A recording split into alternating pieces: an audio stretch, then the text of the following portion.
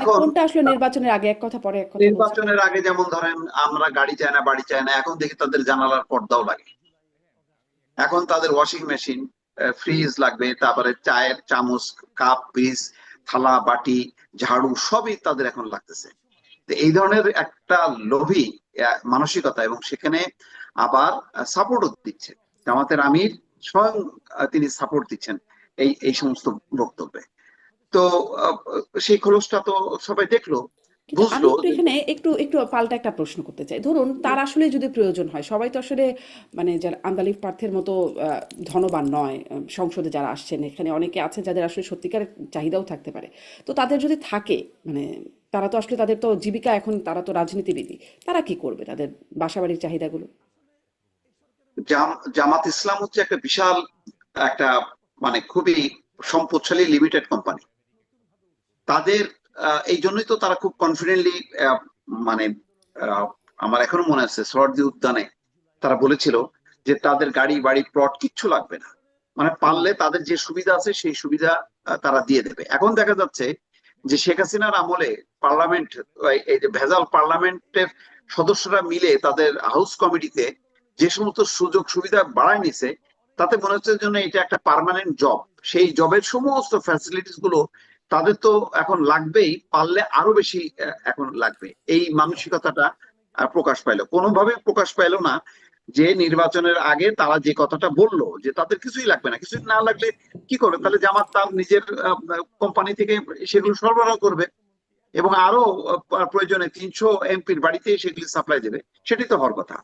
তো সেখানে উল্টা এই কথাগুলো প্রকাশ পেয়ে যাচ্ছে। হ্যাঁ, এটা একটু চতুরতা হওয়া উচিত ছিল, যেটা স্পিকার বললেন যে এটা হাউস কমিটিতে বলাই ভালো ছিল, এভাবে পার্লামেন্টে হুম। আনা মানে এটা অন্য অর্থ। উনি বুঝতে পারছেন যে এটা তো মিডিয়াতে চলে আসবে, ফলে তাদের ভেতরের খোলস গুলো বের হয়ে আসবে।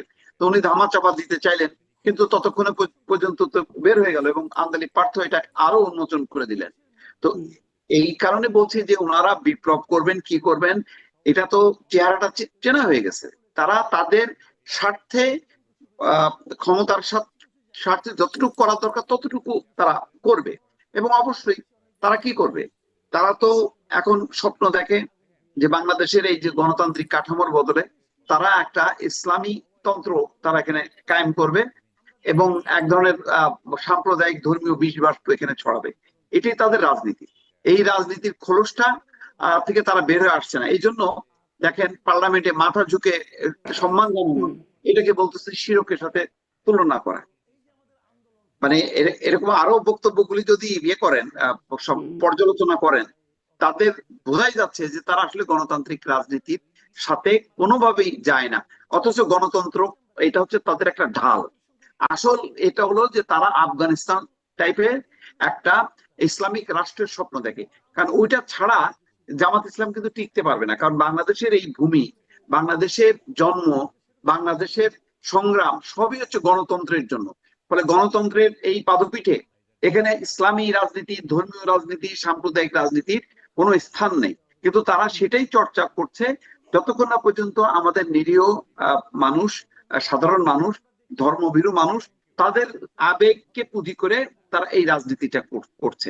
সুতরাং এইটা যেহেতু এর বেসটা অত্যন্ত দুর্বল, সুতরাং আমার ধারণা যে এটা কথার কথা হবে, মানুষকে আরো সে উত্তেজিত করবে। এবং দুর্ভাগ্যজনক হচ্ছে যে পাশের প্রতিবেশী পশ্চিমবঙ্গের এই পরিবর্তনটা আমাদের এই দেশের সাম্প্রদায়িক রাজনীতির জন্য আরেকটু বিপজ্জনক হয়ে গেল। জি। সেই এই সংকট তো এই আছেই। মানে পাশের দেশের রাজনীতি বা রিজিওনাল এবং ইন্টারন্যাশনাল একটা রাজনীতির বিষয় একটু আপনার কাছে আসবো। আমি এই ঠিক সুনির্দিষ্ট এই বিষয়ে আনিস আলমগীরের কাছ থেকেও জানি যে জামায়াতের আমিরের বক্তব্য আপনার কাছে কেমন মনে হলো, বা আপনার বিশ্লেষণ কি এটা নিয়ে, এবং সেই প্রসঙ্গটি মুস্তাফা ফিরোজ আনলেন যে সংসদে যে বিষয়গুলো আসছে, আসলে ফ্রিজ, ওয়াশিং মেশিন ইত্যাদি কথা আসছে, আবার কখনো বা মুতাবিয়া প্রসঙ্গ চলে আসছে।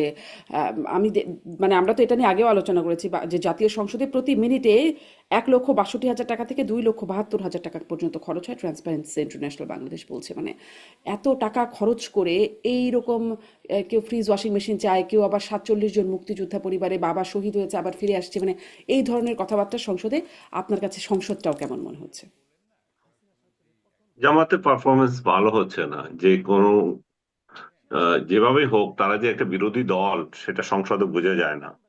কারণ একটা বিরোধী দল সংসদে যা কিছু করার, যে সমস্ত বক্তৃতা রাখার, জনস্বার্থ দেখার, তারা কিছুই দেখছে না। তারা সেখানে ভেজা বিড়ালের মতো মাঝে মাঝে কিছু কথা বলে যেগুলো কোনো আহ জনস্বার্থে যায় না। এখন পার্লামেন্টে তো ফ্লপ পার্টি হিসাবে তারা দেখাচ্ছে, বাইরে এসে কিছু বাকোয়াজ বক্তৃতা দিচ্ছে, যেটা আবার জনগণ নিচ্ছে না এখনো। তারা এখনো সেই জুলাই সনদ নিয়ে আছে, সেই আরো আরো আরো যে গণভোট নিয়ে আছে। এগুলো তো জনগণের মাথা থেকে চলে গেছে। তো যখন উনি চলে গেছে, তখন জামাতের আমির আজকে খুলনাতে যে জনসভা হলো সেখানে বললাম, আমরা জানি সহজে কানে পানি ঢুকবে না, সিরিঞ্জ দিয়ে পানি ঢুকাতে হবে, নতুবা সেভাবে পানি ঢুকবে। আর যদি ফয়সালা সংসদে না হয়, তাহলে সেখানে কথা বলতে মাননীয় স্পিকারকে বলতে হয়। এখানে কোনো স্পিকার লাগে না। যে খুলনার মাঠ, বরিশালের মাঠ, কুমিল্লার মাঠ, সিলেটের মাঠ, চট্টগ্রামের মাঠ, ময়মনসিংহ এর মাঠ, রংপুর, মোট কথা সারা বাংলাদেশের মাঠে মাঠে তারা এগুলো আগ্নেয়গিরি গড়ে তুলবে। এই আগ্নেয়গিরির দাবানলে সমস্ত আবর্জনা পুরো ছারখার হয়ে যাবে। তো এগুলোতে এমন এক পরিস্থিতি মনে হয় সৃষ্টি হয়েছে বাংলাদেশে, যে যুদ্ধ অবস্থা তৈরি হয়েছে, সেই জন্য এই সমস্ত বয়ান। কিন্তু বাস্তবে কি তাই আছে? বাস্তবে তো জামাত আর বিএনপির যে রাজনৈতিক অবস্থান, সেখানে তো এক চুলও অন্যদিকে নাই। তারা তো এক সুরে কথা বলে। তারা এবং তার জামাতের আর একটা ছোট পার্টি যেটা আছে এনসিপি, তারা তো একই সুরে কথা বলছে পার্লামেন্টে। এবং তারা দুই দলই পারলে আওয়ামী লীগকে নিঃশেষ করার ক্ষেত্রে যে সমস্ত ফর্মুলা প্রয়োগ করে, যে সমস্ত কথাবার্তা বলে, আওয়ামী লীগকে দাঁড়াতে দেবে না, আওয়ামী লীগ সম্পর্কে তাদের যে মূল্যায়ন, সবগুলো তো একই। তো যখন একই পরিস্থিতি বিরাজ করছে সংসদে, তো একটা বিরোধী দলীয় ইমেজ বাড়ানোর জন্য কিছু কথা বলতে হবে। আর বাইরে মানুষকে একটু চাঙ্গা করা যায় কিনা, যে সমস্ত ট্যাবলেট ওনারা গিলাতে চাচ্ছেন সেগুলো মানুষ খায় কিনা। কারণ মানুষ তো এগুলো ইলেকশনের আগে যেগুলো শুনেছিল, ইলেকশনের পরে মানুষ এগুলো তো, ইলেকশনের আগেও ইভেন গণভোট নিয়ে মানুষের কোনো মাথা ব্যথা ছিল না, জুলাই সনদ নিয়ে কারো মাথা ব্যথা ছিল না। মানুষ চেয়েছিল একটা পরিবর্তন, ইউনূসের দুঃশাসন থেকে একটু রক্ষা পাওয়া। ইউনূস যে বাংলাদেশকে একটা ঝঞ্ঝাল তৈরি করে দিয়েছে, একটা প্রতিহিংসার দেশ তৈরি করে দিয়েছে, ভাই ভাই মারামারি তৈরি করে দিয়েছে, ঘরে ঘরে মারামারি তৈরি করে দিয়েছে, সেটা থেকে একটা ট্রানজিশন চেয়েছিল। যে ইন কিন্তু ইন মানুষ এই যে মানুষ জুলাই সনদ গণভোট এগুলো না, কিন্তু ধরেন যেই যুক্তিটা তারা দেয় সেটি আসলে হুম, ফেলবেনি বা কি করে, যে মানুষ তো আসলে বুঝুক বা না বুঝুক, মানুষ ভোট দিয়েছে গণভোটের পক্ষে, মানুষ প্রায় 70% মানুষ হ্যাঁ ভোট দিয়েছে, সেটাকে কিসের ভোট ফেলবে কি? এগুলা? কিসের ভোট এগুলা? যেখানে একদলীয় ইলেকশন হয়, যেখানে ভোটের বাইরে কতগুলো ভোট রয়ে গেছে। আপনি তো 12% লোক ভোট দিল মনে করেন, তার মধ্যে যদি সিংহভাগ ভোট দেয় তাহলে সিংহ হয়ে গেল। কত পার্সেন্ট ভোট লোক ভোট দিতে পারে নাই, কত পার্সেন্ট ভোট না এর ভোটে আছে, এই সমস্ত অঙ্ক করেন। এখন আমরা যারা আছে তাদের মধ্যে হয়ে গেল, সেটা হিসাব করতে হবে না? কিন্তু এটাই তো আসলে হয়, মানে যারা ভোট দিতে যাবে, যত পার্সেন্ট ভোট পড়বে তার মধ্যে মেজরিটি যে সে আমি ক্ষমতায় যাবে, ভোট দিতে বা পারি নাই, মেজরিটি যা। কিছু লোক ভোটের অধিকারই পায় নাই। সেখানে আবার এত ভোটের হিসাব কিসের, এত অঙ্কের হিসাব কিসের? আর সবচেয়ে বড় কথা হচ্ছে, এটা এটা মানতে হবে কি কারণে, এটাতে কি আপনি আছে? ভোট দিতে পারেন নাই আনিস আলমগীর, আপনি ভোট দিতে পারেন নাই? আমি তো জেলেই ছিলাম। ও আমি আপনার কথা, দুঃখিত, আপনি তো, আমার কথা বাদ দেন আপনি। আমি ভোট দিতে পারেন আপনি তো মানে জেলেই শত শত ছিলেন। হাজার হাজার লোক ভোট দিতে পারে নাই। বা এটা তো ইনক্লুসিভ ইলেকশন হয় নাই। এটা তো একদলীয় ইলেকশন হয়েছে। বিএনপি, বিএনপির খালাতো ভাই, আর জামাতের খালাতো ভাই, মামাতো ভাই বা আন্ডা বাচ্চা। এইটা এটা তো কোনো ইলেকশন হতে পারে না। ইলেকশন হবে সর্বদলীয়। তখন দেখা যেত, এখন হাসিনা স্টাইলে ইলেকশন করছেন। শেখ হাসিনাকে হটানোর জন্য আন্দোলন করেছেন এবং শেখ হাসিনা স্টাইলে আরেকটা নির্বাচন করেছেন। তো তাতে কি আসে যায়? তো এখন তো এগুলাতে যখন কিছু হচ্ছে না, তখন একটু জনগণকে তো চাঙ্গা রাখতে হবে, সমর্থকদেরকে তো চাঙ্গা রাখতে হবে। সেই জন্যই বলতেছে যে আমরা বিশৃঙ্খলা চাই না, আমরা দেশকে আর একটু ভালোবাসি, শত যন্ত্রণা বুকে নিয়ে নির্বাচনের ফল মেনে নিয়েছি। নির্বাচনের ফল কেন মেনেছি? নির্বাচনে কি জামাতে ইসলাম ক্ষমতায় চলে এসেছিল? সেটা তো আমরা জানি না। নির্বাচনের ফল নিয়ে তাহলে যে অত অত যে আলোচনা তুলতেছেন, এখন তো নির্বাচন কেমন ইলেকশন হয়েছিল সেটা নিয়েও মানুষ আবার প্রশ্ন তুলতে পারে, যে এটা কি তলে তলে সমঝোতার ইলেকশন হয়েছিল কিনা। এমনিতে তো বলা হয় যে নাহিদ ইসলাম এবং শফিকুর রহমানের যে নির্বাচন হয়ে এসছে, ইভেন ঢাকা শহরে তারেক রহমানের নির্বাচন, এগুলোকে বলা হচ্ছে বিতর্কিত এবং এগুলোকে পরস্পরকে ছাড় দেওয়া হয়েছে। তো তাহলে আপনারা আরো যে যে জায়গায় ছক করে তৈরি করেছিলেন, ইউনূস দিয়ে গেছে, কারে কত সিট দিয়ে যাবে, ক্ষমতায় আনবে বিএনপিকে এবং আপনাদেরকে অপোজিশনে বসাবে এবং এত সিট দিয়ে বসাবে, সবগুলো যে মানুষ গুঞ্জন বলে, সেই গুঞ্জনগুলো তো আপনারাই এখন আবার প্রমাণ করে দিচ্ছেন যে মানে কারো বাপদাদার চোখ রাঙাবো না, কি রাঙানি মানবো না, অন্যায়ের কাছে মাথা নত করবো না, এবং আমাদের নেতৃবৃন্দ হাঁটতে হাঁটতে ফাঁসির তক্তায় দাঁড়িয়ে মুস্কি হাসি দিয়ে আমাদের শিখিয়ে দিয়েছেন প্রয়োজনে জাতির জন্য আমাদের তৈরি থাকতে হবে। অ্যাজ ইফ বিপ্লব ঘটে যাচ্ছে যে এখন, কিন্তু মানুষের সারা শব্দ নাই এই বিপ্লবে।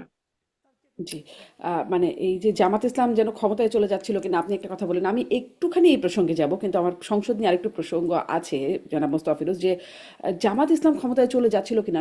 সম্প্রতি মানে পদচ্যুত সাবেক প্রধানমন্ত্রী শেখ হাসিনা তিনি বললেন যে ভোটের আগে বিএনপির নেতাকর্মীরা আওয়ামী লীগের নেতাকর্মীদের কাছে ধর্ণা দিয়েছেন, হাতে পায়ে ধরেছেন, এবং আওয়ামী লীগের নেতাকর্মীরা ভোট দিয়েওছেন জামাতকে ঠেকাতে। মানে এই কথাটা খুব কানে লাগলো যে জামাতকে ঠেকাতে তারা এটা করেছেন।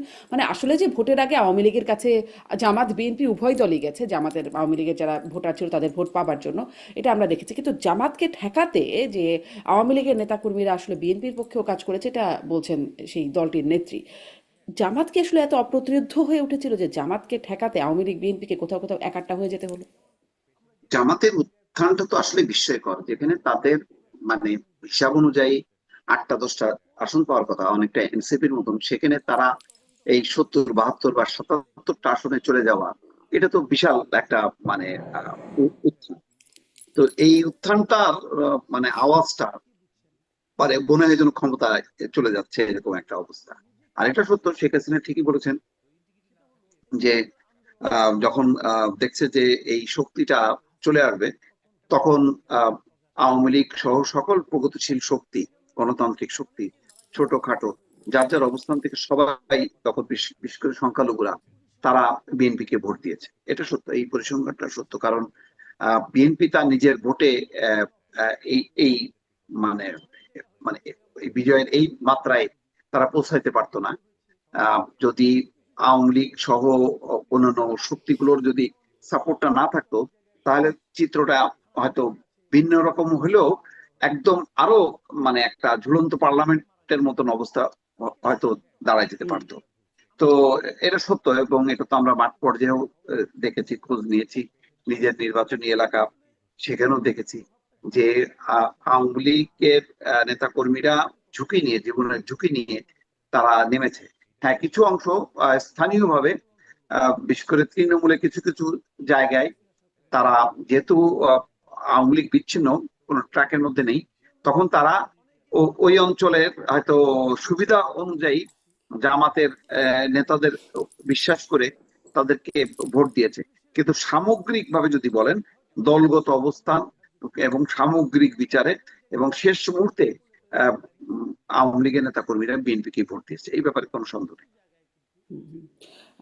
একটু সংসদের প্রসঙ্গে যেটা নিয়ে কথা বলছিলাম সেটা প্রসঙ্গে একটু আসি, যে মানে এই বক্তব্যগুলো, বিশেষ করে ওই বক্তব্যটা নিয়ে অনেক ট্রল হলো প্রথমে, যে সংসদ সদস্য আব্দুল মুন্তাকিম তিনি বললেন জামাতের, তিনি শহীদ, তার বাবা শহীদ হয়েছেন মুক্তিযুদ্ধে, তার দাদা শহীদ হয়েছেন, তার পরিবারের 47 জন মুক্তিযোদ্ধা, মা অন্যতম মুক্তিযুদ্ধের সংগঠক। পরে দেখা গেল তার বয়স আসলে, বাবা 71-এ শহীদ হলে তার বয়স মানে 10 বছর পরে তিনি জন্মেছেন। এটা নিয়ে আলোচনা যখন হচ্ছিল তখন দেখা গেল তার বাবা আসলে বেঁচে আছেন। মানে জামাত তো বলেছিল যে মুক্তিযুদ্ধের সঠিক ইতিহাস লিখবে। এরকম কি একটা মানে চিত্র তাদের সঠিক ইতিহাসের? মানে এই বক্তব্যগুলো আসছেই বা কেন? কেন মুক্তিযুদ্ধে এত বীরত্বগাথা প্রমাণের প্রয়োজনীয়তা মনে হচ্ছে?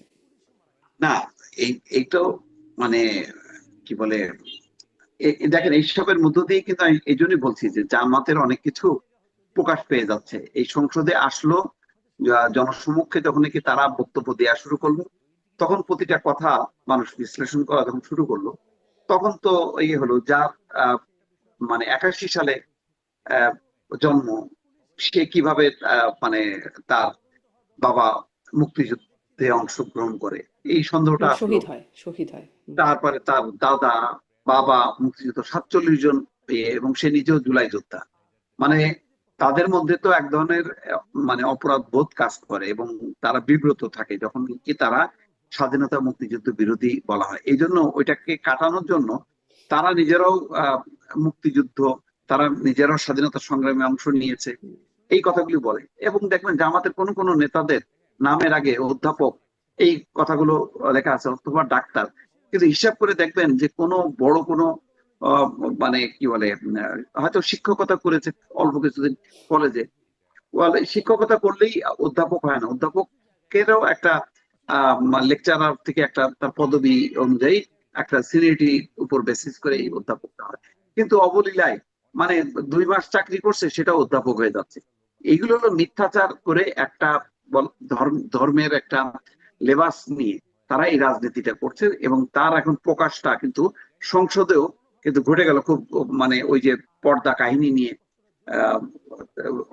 মাইক্রোওভেন, ওয়াশিং মেশিন, হুম। তারপরে এই যে মুক্তিযোদ্ধার যে বিবৃতিটা দিল, এটা স্লিপ অফ টাং হয় কি করে? এত বড় একটা বিবৃতি, একটা শব্দ দুইটা শব্দ স্লিপ অফ টাং হয়, কিন্তু পুরো একটা মানে গোছানো বক্তব্য সেটা স্লিপ অফ টাং হয় কি করে? তার মানে কি পরিমাণ মিথ্যাচার একবার চিন্তাও করেনি যে এগুলো মানে কোশ্চেন হবে, এগুলো নিয়ে তদন্ত হইতে পারে, তো তারা এগুলি করে যাচ্ছে। আমির হামজার মতন একটা গাঢ় ওয়াজ মাহফিলের মিথ্যাচার করে বেড়ায়, এই লোককে তারা নমিনেশন দেয়। মানে কি না করতেছে, মানে তারা গত নির্বাচনে আহ, জয়ের জন্য এক হিন্দু ভদ্রলোক ওই সাতক্ষীরা অঞ্চলে সেখানেও তাকে দিল। এ বেচারারা হয়তো প্রাণের ভয় চিন্তা করছে যে ঠিক আছে এখানে হইলে হয়তো সংখ্যালঘুদের উপর অত্যাচার হবে না। যাদের আদর্শ হচ্ছে ইসলামী শাসন কায়েম করা, সেখানে একজন হিন্দু ভদ্রলোককে কিভাবে নমিনেশন দেয়? আবার দেখেন ঠিকই ওই আহ, জামাতের নারীদেরকে মানে কি বলে নমিনেশন দিল না প্রত্যক্ষ ভোটে, কিন্তু আবার সংরক্ষিত আসনে তারা আবার নমিনেশন দিচ্ছে। মানে কোনোটার সাথে মিল নেই। তুমি যদি এমপি পদেই যদি না দাও, তাহলে প্রত্যক্ষ ভোটে দিলা না কেন, সংরক্ষিত আসনে কেন দিচ্ছ? তো জামাতের প্রত্যক্ষ এগুলি ভোটের জন্য হিসাব নারীরা করে দিলাম। প্রস্তুতি ছিল না তাদের। তারপরে প্রত্যক্ষ দেখেন ভোটের জন্য নারীরা প্রস্তুত ছিল না, কিন্তু সংরক্ষিত আসনের জন্য তত প্রস্তুতির দরকার হয় না। আহ, এটাই তাদের এটা কারণ। এটা এটার জন্য প্রস্তুত, তাহলে ওটার জন্য মানে নীতিগত অবস্থানটাই খুব গোলমেলে। হুম। তারপরে দেখেন পররাষ্ট্র বিষয়ক একজন মাহমুদুল ইসলাম না কি জানি, তাকে ফরেন লিখে দিল তাকে পররাষ্ট্র মন্ত্রণালয়ে তাকে পররাষ্ট্রমন্ত্রী করার জন্য সরকারকে। মানে সব বললাম না, তাদের সবকিছুই চাই। মানে ক্ষমতায় না আসার পরও তাদের যে অ্যাটিটিউডটা, গাড়ি বাড়ি সবকিছু তাদের লাগবে। এবং আপনি মনে আছে যে যখন নাকি আসনাত আব্দুল্লাহ বললেন যে গাড়ির কথা, যে উপজেলা পরিষদে তাদের পক্ষ যখন থাকবে তাহলে গাড়ি না কেন, তখন তিনি বললেন যে ছোটদের আবদার শুনতে হয়, রাখতে হয়। এইগুলি কি ধরনের কথাবার্তা? জনগণের টাকা অর্থ নিয়ে আপনি এই ছোটদের আবদার মেটাবেন? এটা কি হইলো? এটা কি আপনার পকেট থেকে দিচ্ছেন নাকি আপনার তহবিল থেকে দিচ্ছেন? এই এই দ্বিচারিতা, মিথ্যাচার সবকিছু মিলায় জামাতের যে রাজনীতিটা, এবং এটা ভালো হয়েছে মানুষ দেখলো যে বিরোধী দলে আহ, অবস্থান নিয়েও তাদের যে পারফরমেন্স, তাদের যে বক্তব্য, তাদের যে সততা, সেগুলো এখন মানুষকে ভাবাবে যে তারা আর আর আসলে আর একটু সঠিকভাবে। সরকারি দলের প্রসঙ্গ আসি, আমি আনিস আলমের কাছ থেকে এসে আপনার কাছে আসি। তাদের কাছে দেখা যাচ্ছে যে তাদের তার মানে ছেলের নামে ইউনিয়নের নাম হয়ে যাচ্ছে। কেউ কেউ আবার মানে এই যে একটু আগে বলছিলাম অপ্রাসঙ্গিকভাবে বিভিন্ন বক্তব্য টেনে আনছেন, যে আপনি বাজেট নিয়ে এত সমালোচনা করছেন। একজন সংসদ সদস্য বলেন মাওলানা মামুনুল হক, তিনি বাজেট নিয়ে অনেক সমালোচনা করেছেন, কিন্তু আপনি তো মুতাবিয়ে করেছেন আর কি। তো মুতাবিয়ের সাথে বাজেটের সম্পর্ক কি? মানে এরকম কথাবার্তা যে বলছেন, সরকারি দলের পারফরমেন্সই বা আপনার কেমন মনে হচ্ছে জনাব আনিস আলমকে? সরকারি দলের পারফরমেন্স তো এখানে একাই মেসি গোল দিচ্ছেন, স্বরাষ্ট্রমন্ত্রী স্বরাষ্ট্রমন্ত্রী একাই মেসির ভূমিকায় আছেন, উনি খেলছেন, পুরো মাঠ ওনার দখলে। এখানে অন্যদের পারফরমেন্স এভাবে চোখে পড়ছে না। বরং একজন যার কথা বললেন, স্থানীয় সরকার প্রতিমন্ত্রী শাহে আলম, প্রথমবারের মতো মনে হলো যে এই 4 মাসের মধ্যে সরকারি দলের কোনো সাবজেক্ট নিয়ে যদি বিব্রতকর অবস্থায় পড়তে হয় তাদেরকে, তাহলে সেটা হচ্ছে শাহ আলমের ঘটনা। কারণ স্থানীয় সরকার প্রতিমন্ত্রী হিসাবে উনার উনার আয়ত্তে আছে যে জিনিসগুলো, সেখানে ক্ষমতার অপব্যবহার কিভাবে করা যায় সেটা তিনি দেখালেন। 2 ছেলের নামে 2টা ইউনিয়ন, নিজেদের বাড়ির নামে ইউনিয়ন, নিজের নামে স্কুল নামকরণ, এত কিছুর পরেও আবার সেগুলোকে মানুষ না হয় মাফ করে দিত, কিন্তু আরেকজন সাংবাদিককে ধরে জেলে দিয়ে দিচ্ছেন, এবং এই ব্যাপারে তার বক্তব্য চাইতে গেলে আবার বক্তব্য দেন না। এই তবে একটা জিনিস এখানে পজিটিভ আছে যে প্রধানমন্ত্রী এখানে হস্তক্ষেপ করেছেন এবং তার দুই ছেলের নামে যে ইয়ে করার কথা ছিল বা হুম, অন্যদের নামেও হতে পারে, অনুমোদন দেন। আমি যেটা এদিকে দেখলাম এটা বাতিল করতে বলেছেন। তো এটা একটা দিক। কিন্তু কথা হচ্ছে যে আমরা শেখ হাসিনার আমলে শেখ হাসিনার আত্মীয় স্বজন নামে নামকরণ নিয়ে এত মানে বিতৃষ্ণা হয়ে গেছিলাম, যে এত বিরক্তি প্রকাশ করেছি। তারপরে ইউনূস ক্ষমতায় আসার পর যেটা করলো, যে নজিরবিহীন সবগুলো নাম কেটে দিল। বঙ্গবন্ধুর বাড়ি তো ধ্বংস করেছে 32 নম্বর, তারপর হুম, যেটা করলো বঙ্গ বঙ্গবন্ধু এভিনিউ, সেটাকে কোথাকার কোন এই জন্যই বলবো যে, কারণ বঙ্গবন্ধুর পর্যায়ে তো আসে না আবরার। আবরার হুম, আবরারের জাতীয় অবদান কি? জাতির কাছে অবদান কি? একটা হলে একটা ছেলে নির্যাতিত হয়ে মারা গেছে, তার নামে একটা এভিনিউ করতে হবে, যেটা যেটা মানুষের চোখে লাগছে। আপনি কি আবরারের জন্য কি স্যাক্রিফাইস করছে? আপনি যে স্যাক্রিফাইস মনে করেন তার জন্য কি আর কোথাও জায়গা পান নাই কোথাও?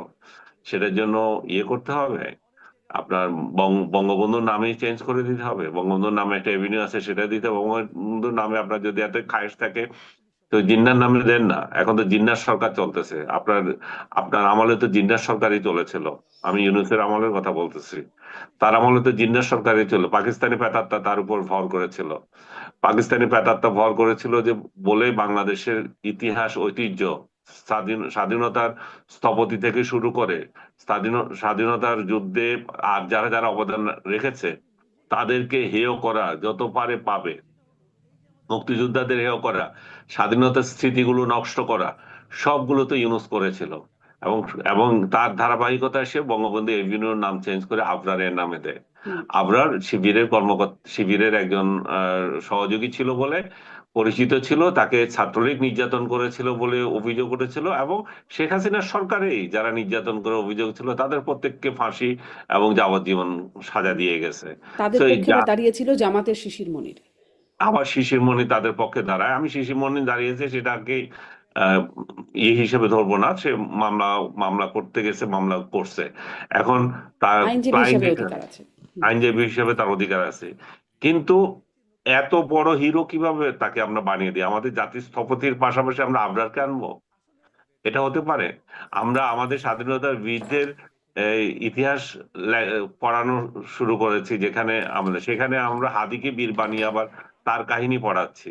তো ইতিহাস যেভাবে বিকৃত করছে এবং ইতিহাসের সাথে মুক্তিযুদ্ধের সাথে যত ইয়ার্কি করা হচ্ছে, এই ইয়ার্কি গুলা ইউনূস যেটা করেছিল, বর্তমান সরকার তার ধারাবাহিকতা রাখছে, সেটা হচ্ছে আপত্তিজনক। বর্তমান সরকার যদি সঙ্গে সঙ্গে এসে এই সমস্ত অপকর্ম যেগুলো ইউনূস করে গিয়েছে সেগুলো চেঞ্জ করতো, তাহলে কিন্তু আর এত অপবাদ, মানে তারাও এত বিপদে পড়তো না।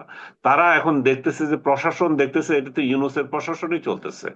ইউনূস যেভাবে চালিয়ে গিয়েছিল স্বাধীনতা বিরোধী চক্রের একটা সরকার, সেটারই ধারাবাহিকতা চলতেছে। দু চার জায়গায় যেখানে চোখ পড়ে সেখানে চেঞ্জ আসে, তাছাড়া সবকিছু একই কায়দায় চলতেছে। তো জি। সরকারের উচিত এগুলা হুম। ঠিক করা, যেভাবে বিরোধী দলের সরকারের নেতা উচিত এগুলো কর্মী ঠিক করা, কিন্তু আপনি বলছেন যে এগুলো সরকার করছে না। আপনিই বলছেন যে এগুলো সরকার অনেক চেঞ্জ করছে জায়গায় না বিভিন্ন করছে না, জায়গায়। এবং বিরোধী দলীয় নেতা কর্মীরা যেভাবে নির্যাতিত হয়ে জেলে বন্দী হয়ে আছে, যে রাঘব বোয়ালরা সব পালিয়ে গেছে, আপনি সাধারণ কর্মীদেরকে ধরে ধরে জেলে রেখে দিয়েছেন। এই কর্মীগুলো এক একটা সাধারণ মানুষ বের হতে 8-10 লাখ থেকে কোটি টাকা খরচ করতে হচ্ছে এদেরকে। এরা হুম। এবং যারা খরচ করতে পারছে না তারা দিনের পর দিন জেলে আটকা পড়ে আছে। আর কিছু আপনি এমপি কে ধরেছেন এবং মন্ত্রীকে ধরেছেন, সেখানেও আপনি ভুয়া মামলা দিয়ে রেখেছেন। অরিজিনাল কিছু আনতে পারছেন না বেশিরভাগ। দুই চার জনের বিরুদ্ধে যে আনে নাই তা না, বেশিরভাগই ভুয়া মামলা নিয়ে রেখেছে।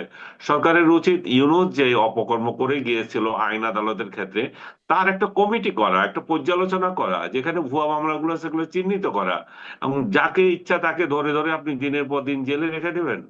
এটা তো হতে পারে না। এখন ইউনূসের ভুয়া মামলাগুলো দায় সরকার কেন নেবে? এখন আমি এখন কি আপনার মনে হয় সরকারের আসলে পলিসি কি? এই যে জেলে ভরে রাখা হয়েছে, আপনি বলছেন যে আপনি আসলে আওয়ামী লীগের নেতাকর্মীদের কথা বলছেন। কিছুদিন আগে আমরা সেলিনা হায়াৎ আইভীকে, তাকে আমরা জামিন পেতে দেখলাম। এর আগে তার হুম, জামিন হচ্ছিল না, জামিন হয় আবার আরেকটা মামলায় গ্রেপ্তার দেখানো হয়, এই অবস্থায় হুম, তাকে চালানো হয়েছে। বা ধরেন হুম। শিরিন শারমিন চৌধুরীকে ধরা হলো, ছেড়ে দেওয়া হলো সাথে সাথে, মানে জামিন দিয়ে দেওয়া হলো। সরকারের কি? মুফতি আবুল বারাকাতকে ছেড়েছে দেখলাম। আচ্ছা, আচ্ছা, আমি অবশ্য এটা খেয়াল করে নাই। মানে তাহলে কি আসলে একটু একটু পরিবর্তন হচ্ছে, বা ধীরে ধীরে যাওয়ার একটা আম সরকারের এই জায়গাটা একটু পরিবর্তন, ইউনূস সরকার থেকে পরিবর্তন হয়ে যাওয়ার একটা জায়গা চোখে পড়ছে কিনা? না, আমি সরকার যে এটা এটা ডেলিভারিটলি করছে সেটারও আমি প্রমাণ পাচ্ছি না। আমি দেখছি যে এখানে যে টাকা ইনকামের যে চক্রটা ছিল, জেলখানা, পুলিশ এবং প্রসিকিউশন, এই যে আইন বিভাগ, সবগুলো মিলে যে টাকা টাকা কামানোর যে প্রক্রিয়া, সেই চক্রটা এখনো ভাঙতে পারে নাই সরকার। সরকার যে ইচ্ছাকৃতভাবে কাউকে মুক্তি চিহ্নিত যারা নেতা নেত্রী আছে তাদের বেলায় ভিন্ন, কিন্তু বাকি যারা আছে, মনে করেন সাধারণ লোক যেগুলো বের হতে পারছে না, এই ক্ষেত্রে যে সরকার যে এদের এদের এদের ব্যাপারে ইয়ে দিয়ে রাখছে, আমি সেটাও সবসময় মনে করি না। কয়েকজনের জন্য মনে করি, কারণ দেখা যাচ্ছে তারা গেলেই একটা থেকে মামলা মুক্তি পেলো। মনে করেন মেয়র পর্যায়ে একজন ব্যক্তি বা উপজেলা চেয়ারম্যান পর্যায়ে একজন ব্যক্তি, সে কি এমন শক্তিশালী হয়ে গেল? কিংবা আমি একদম স্পেসিফিক করে যদি দুইজনের কথা বলি, আমার আদালতে ছিল, আমি যখন জেলে ছিলাম তখন ছিল যে বিটু প্রধানমন্ত্রীর ইয়ে ছিল, আহ, সহকারী প্রেস সেক্রেটারি এরকম ইয়ে ছিল বিটু, পুরো নামটা আমার মনে করতে পারছি না এখন, যে প্রেস উইং এ ছিল বিটু। তারপরে আরো দুই একজন হুম হুম। ইয়ে নেতা যারা ছিল, তারা সাধারণ মানের। এগুলোকে জেলে রাখার কি মানে আছে আমি জানি না। অথচ তাদের বাপ, আমার বিটুর বাবা আমাকে ওইদিন ফোন করেছিল যে জমি বিক্রি করে তারা শেষ করে ফেলছে, আর কিছু নাই যে এটা দিয়ে উদ্ধার করবে। মানে এবং এটা কি আমার একটা, এটা কি একটা এরকম ব্যাপার যে ধরেন যখন আওয়ামী লীগ আমলে আমরা জানতাম যে বিএনপির নেতাকর্মীরা তারা বাড়িতে থাকতে পারতো না, তারা ধান খেতে ঘুমাতে হতো, মানে তাদের ধরপাকড় চলতো, তাদেরও এরকম অনেক টাকা পয়সা দিয়ে তাদেরকে অন্যরকমে মানে ম্যানেজ করতে হতো, ফলে ওটা এখন উঠিয়ে নেওয়া পুষিয়ে নেওয়া এরকম একটা বিষয় কি? আমি জানি না তারা এটা উঠিয়ে নেওয়া পুষিয়ে নেওয়া করছে কিনা, কিন্তু বিএনপিরও যারা জেল খেটেছেন তারা বলেছেন যে আমাদের হয়তো 6 মাসের বেশি খাটতে হয় নাই, আমরা 6 মাস কেটেছি, আবার ধরা পড়ছে, আবার গেছে। কিন্তু হুম। এখন তো 2 বছর হয়ে যাচ্ছে, 1.5 বছর হয়ে যাচ্ছে এক একজনের ক্ষেত্রে। এখানে কোনো যখন চিহ্ন থাকছে না, তাহলে আইনের শাসন কিন্তু এখানে প্রশ্নের মুখোমুখি হচ্ছে। আপনি, মামলা, আমার আমার বিরুদ্ধে তো 2টা মামলা আছে, মামলা তো চলবে মামলার মতো, কিন্তু হুম। আপনি তার যে জামিন পাওয়ার যে একটা অধিকার, সে অধিকার থেকে তারা বঞ্চিত হচ্ছে। এই বঞ্চনার দিকটা সরকার এবং আইন বিভাগ এবং মানবাধিকার সংগঠনগুলো জি। এখানে আমি মনে করি যে দৃষ্টিপাত করা উচিত, নতুবা নিশ্চয়ই। এই বদনামটা সরকারের উপরেই যাচ্ছে। সরকার যে ইচ্ছাকৃত করছে সেটাও আমার বিশ্বাস হচ্ছে না। আমার মনে হচ্ছে এখানে কোনো একটা চক্র, যে যেটা আগে বলছিলাম, যে এই চক্র যারা টাকা ইনকাম করার বিষয়ে জড়িত আছে, একটার পর একটা মামলা দেবে, টাকা নেবে এবং টাকা সরকার বেশি দিয়ে ইচ্ছাকৃত দেবে। না করলে, সরকার যদি ইচ্ছাকৃতভাবে নাও করে, সরকার ইচ্ছা করলেই তো এটা পরিবর্তন করতে পারে, তাই নয় কি অবশ্যই পারে, সরকার? সেটাই আমি হ্যাঁ। চাচ্ছি যে সরকার এই জায়গাটা নজর দিতে হবে, নতুবা জি। আইনের শাসন এখানে প্রশ্নবিদ্ধ হচ্ছে। জি, স্পষ্ট। আমি যারা মোস্তফা ফিরোজ, আপনার কাছে কয়েকটা প্রসঙ্গ আসলে চলে আসলো, এই যে হিরো বানানোর যে প্রক্রিয়াটার কথা বলা হচ্ছে সেটি একটু ওখান থেকে আসি, তারপরে যদি সম্ভব হয় একটু এই যে জেলখানার প্রসঙ্গেও, মানে জেলখানাগুলোতে জায়গা নেই, রাজনীতি কর্মীরা তারা ভরে গেছে সব। আহ, ওসমান হাদিকে পাঠ্যসূচিতে আগামী বছরে 2028 শিক্ষাবর্ষের পাঠ্যক্রমে রাখা হচ্ছে তার বীরত্বগাথা। একটা প্রশ্ন উঠছে যে তিনি আসলে তার বীরত্বগাথাটা কি, মানে তাকে আমরা বেশ তেজোদীপ্ত বক্তব্য, বেশ গালাগালি ইত্যাদি শুনতাম। খুব ভালো কবিতা আবৃত্তি করতেন, নজরুলের কবিতা আবৃত্তি করতে শোনা গেছে তাকে। মানে তাছাড়া মানে খুব বীরত্বগাথা কি আছে তার? এই প্রশ্ন তো আমারও। আমি এটা মনে করি যে এটা একেবারেই আহ ইউনূস সরকারের সময় যে এই ঘটনাটা ঘটছে, একটা দুর্বল সরকারের বিরুদ্ধে যারা মব তৈরি করতে পারছে তাদের জয় জয় করে। এটা সেই রকমই একটা অংশ, যার কারণে তাকে একেবারে সেই আহ, মানে বিদ্রোহী কবি নজরুল ইসলামের সমাধিতে পর্যন্ত তাকে সমাহিত করা হয়েছে। এটা চরম বাড়াবাড়ি। এইটার মানে নজরুলের মানে কি বলবো, মানে এটা তো একেবারে নখেরও যে যোগ্য না, তাকে এইভাবে সমাহিত করার মধ্য দিয়ে এটা কি মেসেজ দিল আমি এটা বুঝি না। এটা একটা হলো আহ সাম্প্রদায়িকতা, এক ধরনের জঙ্গিত্ব, এই রাজনীতিকে একটা স্বীকৃতি দেওয়া হলো। ওসমান হাদিকে ঘিরে যে উন্মাদনা, সেই উন্মাদনার মধ্য দিয়ে বাংলাদেশকে একটা অস্থিতিশীল করা, আর এক ধরনের ক্ষমতা দখলের একটা প্রক্রিয়া আহ মানে যারা চালু করতে চাইছিল এখানে সেটাকেই একটা স্বীকৃতি দেওয়া হলো ওসমান হাদিকে কবি নজরুলের পাশে সমাহিত করার মতো। সেই ওসমান হাদিকে পাঠ্যপুস্তকে নিয়ে আসা, তাহলে এইরকম অসংখ্য আহ, মানে মানুষকে নিয়ে আসতে হবে। তাছাড়া এটা কোনো যুক্তিসঙ্গত না। এইটার ব্যাপারে আহ, সরকারকে আরো চিন্তা ভাবনা করা উচিত।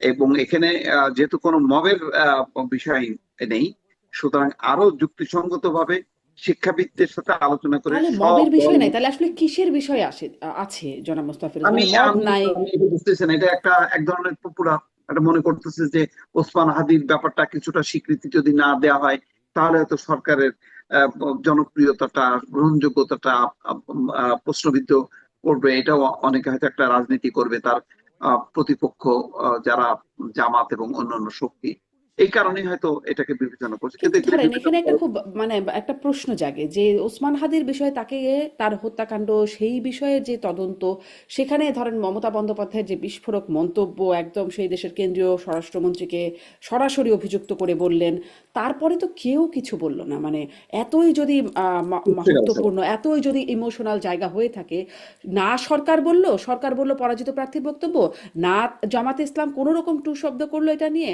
বা এনসিপি টুকটাক বললেও সেটা নিয়ে তারা সরব হওয়া, মানে তখন যা দেখেছিলাম প্রথম আলো, ডেইলি স্টার, উদীচী সব একদম সেটাই, তাণ্ডব চালিয়ে সেই ভেঙে দাও, কিছুই হাদি হয়নি। মঞ্চটা কোথায় গেল?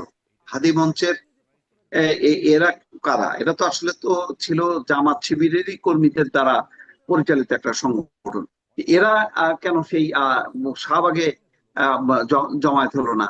তারপরে হাদির সেই স্লোগান গুলো সামনে নিয়ে এসে কেন স্লোগানে সবাইকে উজ্জীবিত করলো না? এটাও আমার কাছে রহস্য মধ্যে রয়ে গেল।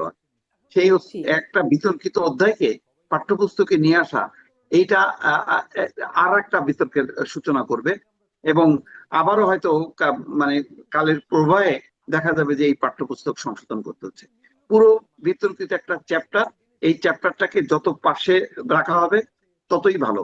বরং যেটা আপনি বললেন, এইটা আমি গুরুত্ব দেই, যে ওসমান হাদি হত্যার রহস্যটা উন্মোচন করা।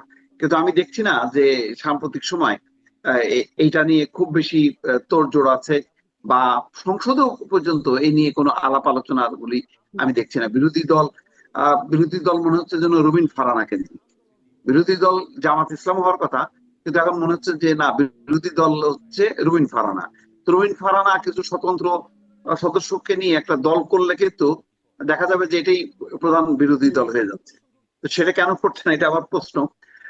তো আসলে খুব রহস্যজনক। এরা কোনো কোনো পয়েন্টে দেখা যাচ্ছে সরকার এবং বিরোধী দল তারা একদম নিশ্চুপ থাকছে।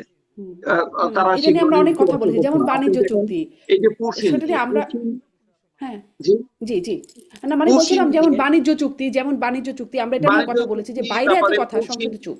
এখন সবচেয়ে দেখেন সীমান্ত এলাকা দিয়ে একটা যুদ্ধ পরিস্থিতি। ভারত একতরফা তার মতন করে লোক ঢুকাচ্ছে যেগুলি বাংলাদেশি, মানে যৌথভাবে যাচাই বাছাই কোনো স্কোপই নেই।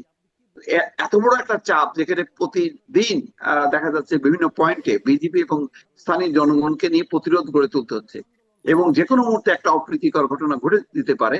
বিএসএফ হয়তো সাহস হচ্ছে না, অথবা বিএসএফ ধৈর্যের পরিচয় দিচ্ছে, কিন্তু বিজেপি কতক্ষণ পর্যন্ত এই সামাল দেবে এই এই পুশিন ঠেকানো নিয়ে?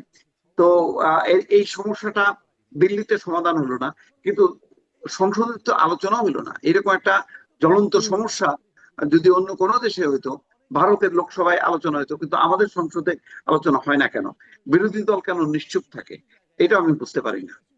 আর সরকারি দল কেন, কি মানে তারাও কি করে, তারা তো দায়িত্বে আছে। মানে জনাব আনিস আলমগীর, আপনার কাছেও একটু আসি যে এই বিষয়গুলো কেন সংসদে সেভাবে গুরুত্ব পাচ্ছে না, আলোচনা হচ্ছে না?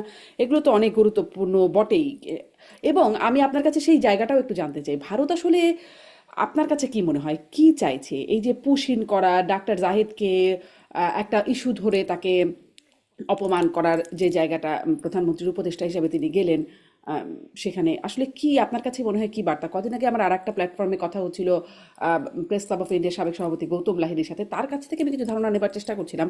আমি হয়তো প্রসঙ্গক্রমে বলবো, কিন্তু আপনার কি মনে হয় কি করতে চাইছে ভারত, বা কেন চাইছে? ভারত কি করতে চাচ্ছে সেটা তো সরকার সাথে যত সম্পর্ক উন্নয়ন একটা প্রচেষ্টা আছে, এবং বর্তমান পররাষ্ট্রমন্ত্রী তাদের সাথে গভীর সম্পর্ক রাখছেন, কথা বলছেন, ভিজিট করছেন, উনি ভালো দিতে পারবেন। উনি তো সেটা দিচ্ছেন না। বিরোধী দল দীপু ভাই খুব ভালো করে বলেছেন যে বিরোধী দল এটা নিয়ে কোনো কথা বলে না কেন। বিরোধী দল আজকে ওই সে বক্তৃতা, মাঠের বক্তৃতা বলছে সীমান্তে সুড়সুড়ি দেওয়া হচ্ছে। এই সুড়সুড়ি দেওয়া নিয়ে উনি কিছু বলেছেন? আর বাংলাদেশে যদি নাগরিক কেউ থেকে থাকে বাইরে, বিদেশে বা ভারতে, তো তারা যদি বাংলাদেশকে সেই নাগরিকদের পাঠিয়ে দেয়, তাহলে সেই নাগরিকটা কি আমাদের না? আমাদের না, সেই পরীক্ষা করে আমরা নিয়ে আসবো। আর সেটা সীমান্ত দিয়ে ঠেলে দিবে কেন? সে তার যদি যথাযথ প্রতিবাদ করতে হবে যে আমার নাগরিক যদি থেকে থাকে তাহলে আমার নাগরিককে তুমি যথাযথভাবে পাঠাও। এইভাবে পাঠাবে কেন? তাহলে ভারত যদি তালিকা দেয়, তালিকাগুলো পরীক্ষা করে নেন, দ্রুততার সঙ্গে নিয়ে আসেন। কিন্তু পরিসংখ্যান বলতেছে যে প্রায় 2000-এর উপরে আহ, পাঠিয়েছে গত জানুয়ারি থেকে। এতগুলো যদি পাঠিয়েছে, এমন তার মধ্যে ভারতীয় শুভেন্দু নাগরিক হচ্ছে। অধিকারী পশ্চিমবঙ্গের মুখ্যমন্ত্রী তিনি তো দাবি করছেন প্রায় 5,000, 4,880 এরকম একটা সংখ্যা পাঠিয়ে ফেলেছে ইতিমধ্যে, পাঠিয়ে তিনি ফেলেছেন, দাবি এটা করছেন। এটা তারা তাদের মতো করে চোরাগুপ্তা পাঠিয়ে দিয়েছে। কিন্তু বাংলাদেশ বিএসএফ বলতেছে যে তাদের, বিএসএফ না, বাংলাদেশ এটা কি বলেন, বিজিবি বলতেছে যে বিজেপি, হ্যাঁ। তাদেরকে 2000-এর উপরে সংখ্যায় পাঠিয়েছে। তো পরিসংখ্যান বাড়তেও পারে সাধারণ, এখন যেভাবে ঠেলাঠেলি হচ্ছে। তো এই ঠেলাঠেলির কেন চলবে? এটা তো হওয়া উচিত না। ভারতের সাথে রিলেশনের আমি আমি মনে করি না যে ইউনূস যেভাবে ধ্বংস করে গেছে সে সে পর্যায়ে থাকবে। এটা উত্তরণ হতে বাধ্য। ভারত নিজেও চায়, চায় বলেই হয়তো আপনি খেয়াল করবেন যে জাহিদুর রহমানকে যখন ঢুকতে দিল না, জাহিদুর রহমান এটা নিয়ে এত কথা বলছে, সরকার এত কথা বলছে, ভারত কিন্তু এটা কোনো কথাই বলে না। ভারত এটা কোনো জবাবই দেয় নাই। ভারত চাচ্ছে না যে তাদের সাথে বড় ধরনের কোনো হ্যাসেল তৈরি হোক এই বিষয়টা নিয়ে। এবং আমার মনে হয় বাংলাদেশ সরকারও চায় না যে ভারতের সঙ্গে বড় ধরনের কোনো গন্ডগোলের হ্যাঁ, মধ্যে যেতে, কিন্তু যেটা হ্যাসেল না চাইলেও জনাব আনিস আলমগীর, একদিকে তারা হ্যাসেল বড় ধরনের চাইছে না, আবার এই পরিস্থিতিগুলো তো তারা তৈরি করছে। মানে সবগুলো পরিস্থিতি তো তৈরি করা পরিস্থিতি। হ্যাঁ, তৈরি করা, সেটাও আপনার অভিযোগ আছে। কিন্তু কথা হচ্ছে যে তারাও তো বলতে পারে যে তোমরা আহ, এই এই তোমাদের নাগরিক। এখন আমাদের তরফ থেকে তো আমরা সেটা বলতে হবে যে আমাদের নাগরিক না, প্রমাণ দাও। সেই কথা আমরা দিচ্ছি না কেন? আমরা কেন কথা বলছি না? আমরা কেন ভারতকে এটা বলতে পারছি না যে এই জাহিদুর রহমানকে কেন পাঠিয়ে দিচ্ছে তার ব্যাখ্যা দাও? তাহলে তো বলছে না কেন? তারপর আমি আমি আমি তো হাই শেখ কমিশনকে হাসিনা, তলব করা হয়েছিল। হ্যাঁ, তলব করেছে, কিন্তু রেজাল্টটা কি? সেটা কিছু কি না। বলছে? ভারত কেন ইয়ে করছে সেটা কি জানাইছেন আপনি আমারে? হুম। বাংলাদেশের ভারতীয় বাংলাদেশের পররাষ্ট্রমন্ত্রী কি মন্ত্রী কি জানিয়েছে কেন বাংলাদেশের একজন মন্ত্রীকে, মন্ত্রী মর্যাদার লোককে ওইখানে ঢুকতে দেয় নাই? সেটা তো এখনো জানাই নাই। তার মানে জনগণকে জানানোর আপনারা প্রয়োজন মনে করেন না। আপনারা এর আগে বলেছেন শেখ হাসিনা নতজানু পররাষ্ট্র মন্ত্রণা করে দিয়েছে, এখন শির দ্বারা পররাষ্ট্র মন্ত্রণালয় তাহলে কি করছে? সে জায়গায় প্রশ্ন আসবে। ভারতের সাথে আপনি বৃহত্তর অঙ্গিকে দেখলে, এখন আমি জানি না, বাংলাদেশের পররাষ্ট্র প্রধানমন্ত্রী তো শিগগির ইয়েতে যাচ্ছেন, আপনি জানেন নিশ্চয় সেটা, আহ চীনে। চীনে যাচ্ছেন। সেখানে নানা ধরনের চুক্তি হওয়ার সম্ভাবনা রয়েছে। মোদি দাওয়াত দিয়েছিলেন যাতে উনি ভারতেও যান। তো ভারতকে উপেক্ষা করে এখানে যাওয়া হচ্ছে, সেটার মধ্যেও কোনো তথ্য আছে কিনা আমি জানি না। ভারত চেয়েছিল যে প্রথম সফরটা যাতে ভারতেই হয়। আর বাংলাদেশ তার নিজস্ব স্বার্থে, ইকোনমিক স্বার্থে, ভূআঞ্চলিক রাজনীতির স্বার্থে প্রথম সফর হিসাবে ভারতের আগে পাকিস্তান চায়না যাওয়ার কথা চিন্তা করেছে। তারও আগে মালয়েশিয়া যাচ্ছেন। মালয়েশিয়া একটা চুক্তি মানে আমাদের শ্রমিকদের একটা বড় হাব, সেকেন্ড হাব বলতে হবে, সেটা সেটা আমাদের দরকার। তারা আমাদের শ্রমিক নেওয়া বন্ধ করে দিয়েছে। সেই দিক থেকে আমরা সেখানে যাচ্ছি। চীনের সঙ্গে আমাদের বিনিয়োগের কথা আছে, 8-10 বিলিয়ন যদি আমরা এখান থেকে বিনিয়োগ আনতে পারি, তাহলে সরকার ভালোভাবে এখানে চলতে পারবে, বড় বড় কিছু প্রজেক্ট নিতে পারবে। তো সবকিছু মিলিয়ে, এবং চীনের সঙ্গে বাংলাদেশের সম্পর্ক উন্নয়ন জরুরি হয়ে গেছে। আজকেও আপনি দেখতেছেন কিনা জানি না যে ন্যাটোভুক্ত দেশগুলোর হুম। রাষ্ট্রদূতরা আমাদের পররাষ্ট্র সচিবের সঙ্গে দেখা করেছেন, এবং সে হাউকাউ করছেন যে তাদের অন্তর একটা সুর আছে এখানে, যে তাদের সেই সুরটা হচ্ছে আমরা যাতে চীন থেকে অস্ত্র না কিনি। তো আমরা যদি চীন থেকে সস্তায় অস্ত্র কিনবো, সেটাই তো স্বাভাবিক। চীনের থেকে কিছু কিনে আমাদের বিমান বাহিনীতে যুক্ত হবে। পাকিস্তান থেকেও আনার কথা শুনছি। তো কিন্তু সেই জিনিসগুলো আমরা যদি আমেরিকা থেকে আনতে যাই, যে সময় সাপেক্ষ ব্যাপার এবং অর্থ ব্যাপার, সেটা তো আমেরিকা দিতে পারবে না। এখন আমেরিকান রাষ্ট্রদূত তো দেখা করেছেন, তাদের সুর হচ্ছে যে চায়নার সাথে সম্পর্ক কি, কোথায় যাচ্ছে, এটা হুম, এটা চায়না ভিজিটের আগে একযোগে এসে, আজ শনিবার আনইউজুয়াল, এটা কিন্তু শনিবারে কিন্তু অফিস খোলা না, এমন একটা দিনে তারা সম্মিলিতভাবে এসে আমাদের পররাষ্ট্র সচিবের সঙ্গে দেখা করে এটা জানতে চাচ্ছে, এবং বাংলাদেশ যাতে হুম, চীনের সাথে ওইভাবে না ভিড়ে যায় সে একটা হুম, প্রচেষ্টা আছে, ভারতের তরফ থেকেও থাকতে পারে সেটা। তো জি। ভারতের সঙ্গে সম্পর্ক উন্নয়ন আমাদের অপরিহার্য। ভারতকে উপেক্ষা করে আমরা কিছু করতে পারছি না। ভারতের সঙ্গে জি। সম্পর্ক খারাপ করারও প্রয়োজন আমি আছে, আসলে সেখানেও সরকারও একটু, ভাবে না। জি, হুম। সেখানেও আমি একটু এই পার্সোনালি মনে আপনার করি না। আপনার এই প্রসঙ্গটা থেকে আমি একটু আসছে যে মানে ভারতের সাথে কূটনীতিটা কি আমাদের যথাযথ হচ্ছে কিনা, মুস্তফা ফিরোজ, আপনারও কি মনে হয় যে আহ, হচ্ছে না। ধরুন এই যে চীনে যাচ্ছেন প্রথমে, মানে মানে ভারতের আগে চীনে যাচ্ছেন প্রধানমন্ত্রী, বা হুম। তার আগে আমি যে বলছিলাম যে গৌতম লাহিড়ীর সাথে আমার যে কথা হচ্ছিল, তিনি বলছিলেন, যিনি আসলে প্রতিনিয়ত পররাষ্ট্র মন্ত্রণালয়ের খোঁজ খবর রাখেন বা তাদের সাথে কথা বলেন, তাদেরকে প্রশ্ন করেন, তিনি বলছিলেন যে ব্যাপারগুলো এরকম যে এই পুশিন বা ডাক্তার জাহিদকে কেন এরকম অপমান অপদস্থ করা হলো, এগুলো আসলে একটা চাপে রাখার কৌশল ভারতের। সেটি মানে বাংলাদেশে পাকিস্তানি গোয়েন্দাদের আনাগোনা বেশি বা পাকিস্তানের সাথে হৃদ্যতা বেশি, এই যে ভারতকে উপেক্ষা করে চীনে যাচ্ছেন, আম, এই এই বিষয়গুলোকে তারা আমলে নিচ্ছে এবং এটার কারণে অন্যান্য জায়গা থেকে চাপগুলো আসছে, এবং বাংলাদেশকে এখন তারা বন্ধুত্বের নজরের বাইরে তারা আসলে নিরাপত্তার নজরে দেখছে, কড়াকড়ি ভাবে দেখছে বাংলাদেশের ব্যাপারটা। এরকম একটা এটা বিশ্লেষণ আমি আমার শুনতে পাচ্ছিলাম। এটাতে দ্বিমত করার কারণ নাই। যে কথাগুলো আছে সেটা তো চলমান আছে, এবং সেটা যে বর্তমান সরকার আমলে শুরু হয়েছে তা না, সেটা তো ইউনূসের আমল থেকে শুরু হয়েছে, এবং বর্তমান সরকার হচ্ছে যে তার বোঝা নিচ্ছে, ইউনূসের অপকর্মের বোঝা নিচ্ছে। যে সম্পর্কটা যেভাবে ডেভেলপ করার কথা ছিল সেটা দ্রুত গতিতে হচ্ছে না। দ্রুত গতিতে না হওয়ার কারণ হচ্ছে যে পাকিস্তানের সাথে দরম মরম, ভারত সেন্সিটিভলি দেখে পাকিস্তানকে। পাকিস্তানের সাথে সম্পর্ক উন্নয়ন মানে হচ্ছে ভারতের সাথে সম্পর্ক ডিটেরিয়রেট করা, এবং এটা নতুন না, সেটা আগে থেকেই ভারত এত কর্তৃত্ববাদী। হুম, ভারত বাংলা শেখ হাসিনার আমল পুরোটাই চেয়েছিল যে পাকিস্তানের সাথে বাংলাদেশের যাতে সম্পর্ক একেবারেই না থাকে, কিন্তু বাংলাদেশ যথাযথ পলিসি নিয়েছে, বাংলাদেশ সবার সাথে সুসম্পর্ক রাখবে, পাকিস্তানের সাথে কেন রাখবে না? পাকিস্তানের সাথে সম্পর্ক যেটা অবনতি হয়েছে সেটাকে অবশ্যই সেটাকে উন্নয়ন করতে হবে, হুম, কিন্তু এই উন্নয়ন যাতে ভারতের কনসার্ন না হয় সেটা আবার দেখতে হবে। এমন এমন জি, ইস্যুস তাদের মধ্যে নিশ্চয় আছে, আমি অত ডিটেলস তো বলতে পারবো না, সেগুলো তো খেয়াল রাখা, যেগুলো ভারতের কনসার্ন আছে সেই সেই জায়গাগুলো অ্যাভয়েড করা। আমাদের সম্পর্ক হুম, থাকবে, কিন্তু জি, আমরা যাতে প্রতিপক্ষ না হয়ে যায় সেটা খেয়াল করতে হবে। জি, অনেক ধন্যবাদ। আমি জনাব মোস্তফা ফিরোজ আপনার কাছ থেকে একটু এই ব্যাখ্যাটা শুনতে চাই। না, আমি একেবারে আরেকটা ভারতের।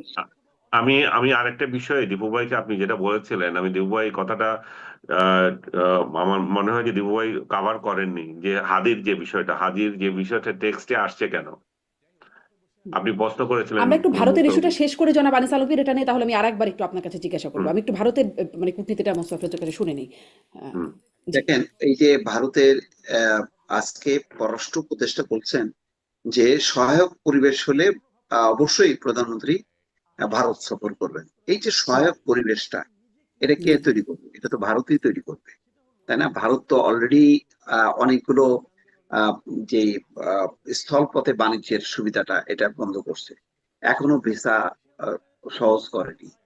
তারপরে যে যেটা হলো সর্বশেষ কুশিন, হুম, তারপরে ডাক্তার জাহেদের ঘটনা, একের পর এক ঘটনা এগুলি ঘটাতে থাকবে। তারপরে সফরটা যে করবে, কি করবে? আপনি দিল্লিতে তো কুশিন বিষয়টা আলোচনায় আসলো, সমাধান হলো। তারা বললো যে না, তাদের আইনই আছে, তারা এইভাবে বহিষ্কার করবে।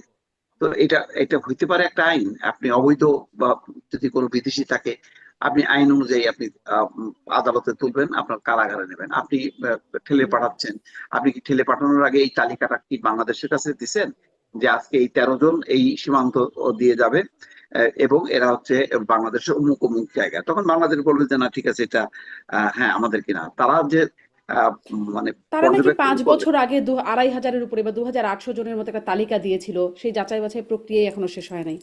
তাহলে আপনি ওইটাকে চাপ দেন, তাহলে বলেন বাংলাদেশকে যে আমাদের এটা একটা সময়সীমা হবে। দিল্লিতে বৈঠকে তো সেটাও নিশ্চয়ই, হইতে নিশ্চয়ই। পারতো যে হুম।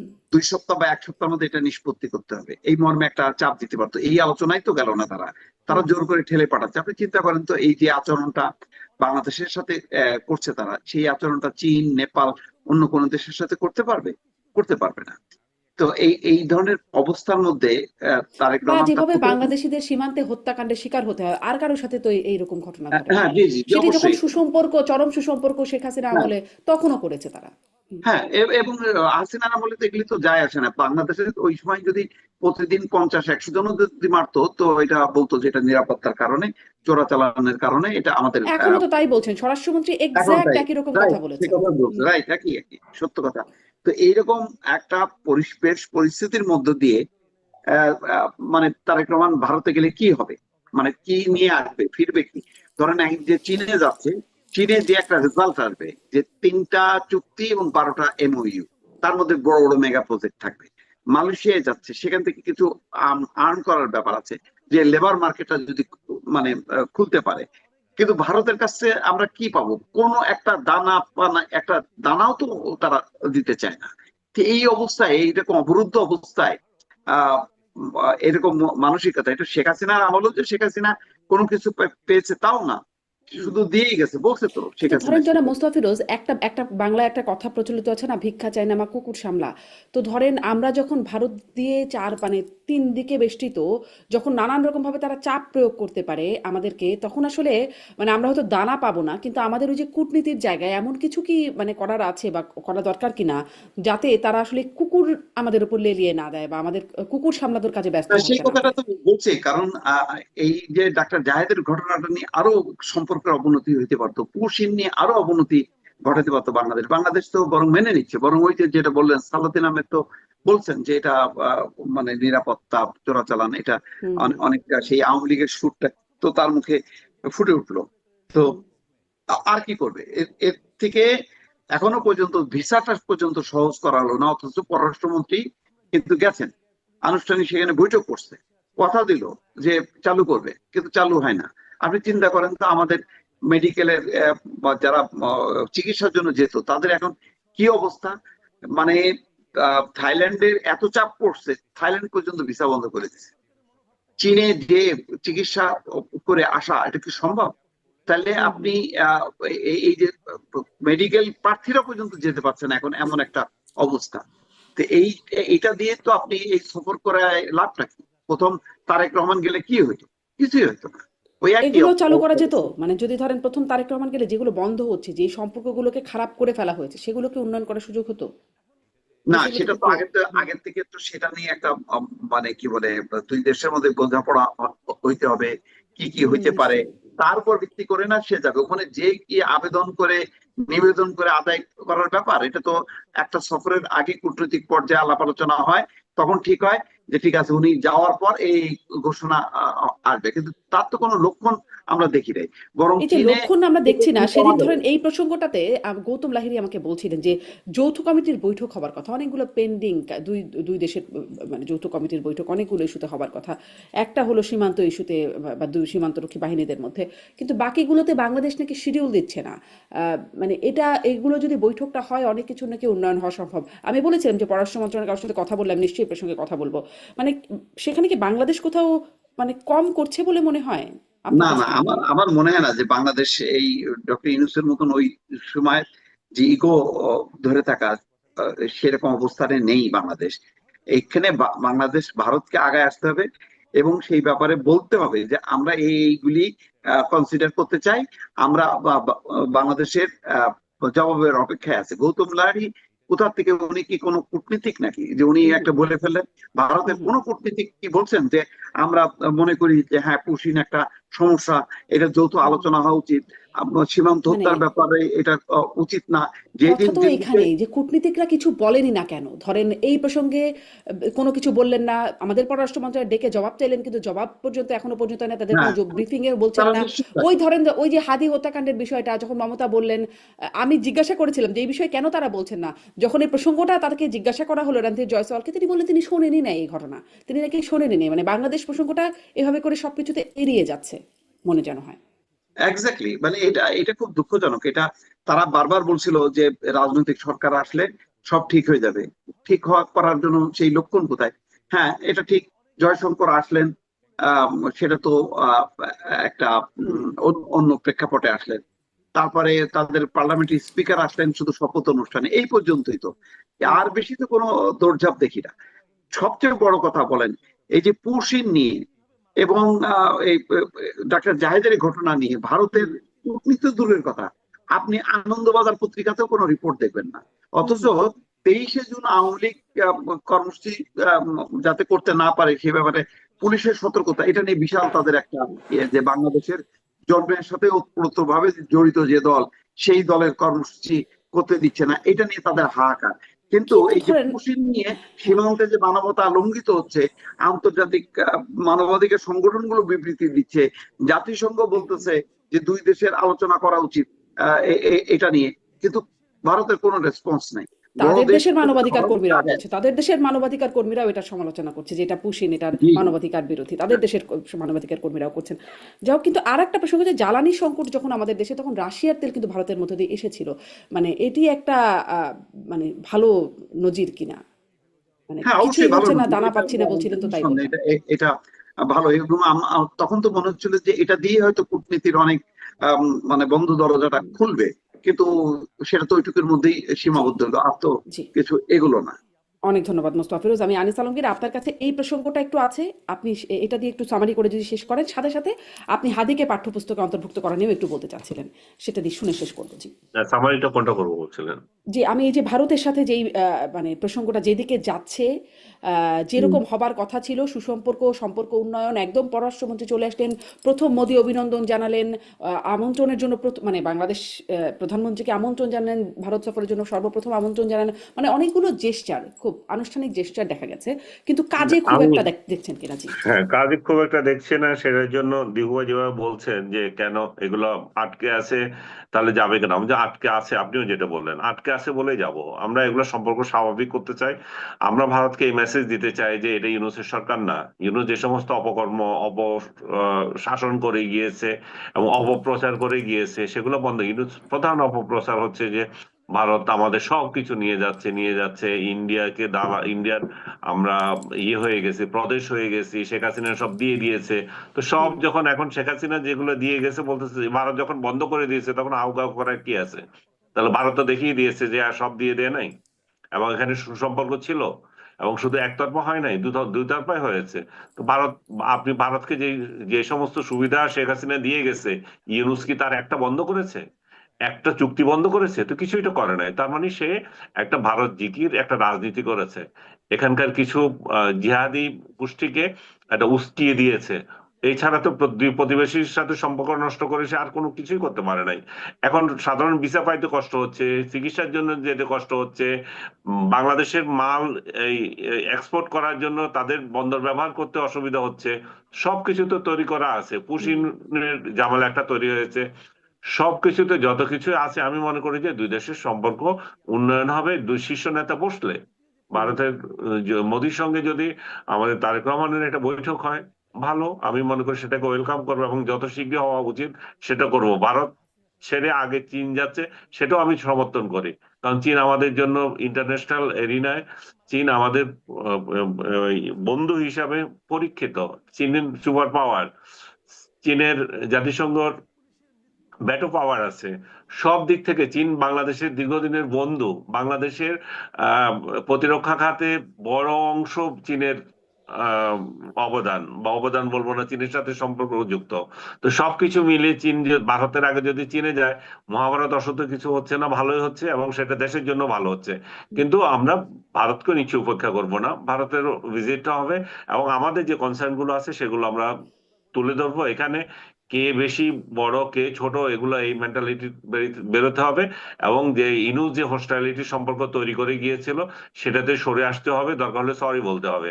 কারণ জি, এই ছাড়া আমরা তো ভালো কিছু দেখি না। আর হাদির ব্যাপারে আপনি যেটা বলতেছিলেন, হাদিকে জাতীয় বীর হিসাবে প্রতিষ্ঠা করার জন্য জামাত একটা প্রচেষ্টা চালাচ্ছে, এটা তাদের একটা একটা একটা সুদূর প্রসারী প্যাকেজ। সেই প্যাকেজ কারণ হচ্ছে যে তারা তাদের যে বীর যেগুলো ছিল, গোলাম আজম, নিজামী, মুজাহিদি, আরো যারা যারা ছিলেন, কামরুজ্জামান, যাদেরকে ফাঁসি দেওয়া হয়েছিল বা কারাদণ্ড ভোগ করেছিল, দেলোয়ার হোসেন সাঈদী সহ, তাদেরকে তো জাতীয় টেক্সট বুকে তো তাদের তাদের কিছু থাকার কথা না, তাদের তো কিছু দিতে পারবে না। এখানে জাহানারা ইমামের আসে, বাংলাদেশের আরো প্রগতিশীল অনেক সেক্টরের অনেক লোকের জীবনী আসছে, তারপর বঙ্গবন্ধু জীবনী আসে। তারপর এইগুলোকে প্রতিরোধ করার জন্য তাদের জামাতের তো একটা কিছু লাগবে। জামাত তাই এখানে কল্পিত বীর বানিয়েছে হাদিকে, যার কোনো অবদান নাই, কিছুই নাই, যার কি আছে সেটাই যাতে কিছু জানে না, এবং সমগ্র মানুষ এটা ঘৃণা ভরে প্রত্যাখ্যান করবে যে ধরনের একটা ডিসিশন নিয়েছে। জামাতের এই এই এই চক্রান্তে সরকার পা দিয়েছে। সরকার যদি হাদির বিষয়ে কিছু টেক্সট বুকে দিতে হয়, আমাদের সন্তানরা যদি এটা পড়তে হয়, তাহলে হাদির কি অবদান সেটা আগে জাতিকে জানাতে হবে। ওই টেক্সট বুকে কি থাকবে সেটা জাতির সামনে আগে দিতে হবে।